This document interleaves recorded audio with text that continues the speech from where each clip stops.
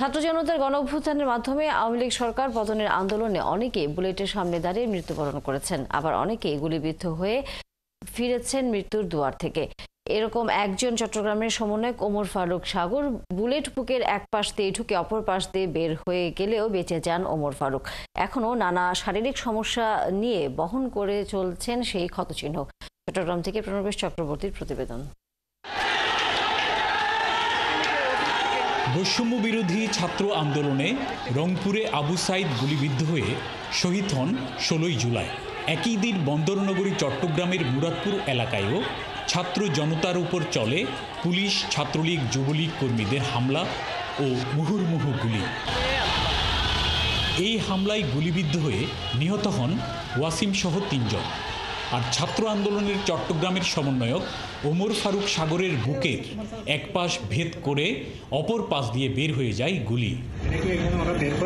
গুলিবিদ্ধ ওমর ফারুক সাগর প্রথমে ভর্তি হন স্থানীয় একটি হাসপাতালে, পরে সেখান থেকে এভার কেয়ার হাসপাতালে। ভাগ্যক্রমে বেঁচে যান তিনি।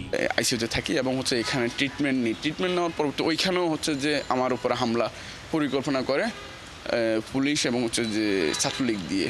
পরবর্তী আমাকে ওইখান থেকে সেফটি দিয়ে আবার পরবর্তীতে আমাকে অন্য আরেকটা হসপিটালে রাখা হয়। এরপরে কিছুদিন হসপিটাল থাকার পরে মোটামুটি যখন একটু হচ্ছিল যে আমার এখানে নিরাপদ মনে হচ্ছে না হসপিটালে, তখন আমি পালিয়ে অন্য জায়গাগুলোতে অবস্থান নিই। বিভীষিকাময় সেই সময়ের কথা এখনো ভুলতে পারছেন না সাগর। যাদেরকে যেখানে পাইছে সেখানে যে পাইছে, হামলা করছে এবং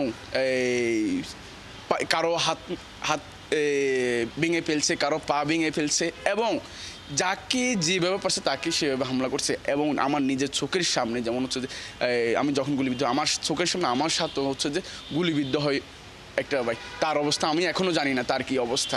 তবে বেঁচে গেলেও এখনো নানা শারীরিক সমস্যায় ভুগছেন। শ্বাস প্রশ্বাস নিতেও কষ্ট হয় চট্টগ্রাম কলেজের রাষ্ট্রবিজ্ঞান বিভাগের শিক্ষার্থী সাগরের। এখনো চলাফেরাতে আমার নিঃশ্বাসে আমার কষ্ট হয়, ব্যথার জায়গাতে এখনো একটু অনুভব হয়, আবার যে খুব কাশি, শরীরে প্রচুর ইনফেকশন হয়। এগুলো নিয়ে আমি এখনো শারীরিক চলাফেরা ভালোভাবে করতে পারতেছি না। এরপরও ছাত্র জনতার দেশ সংস্কারের চাওয়া সার্থক হোক, এই চাওয়া সাগরের।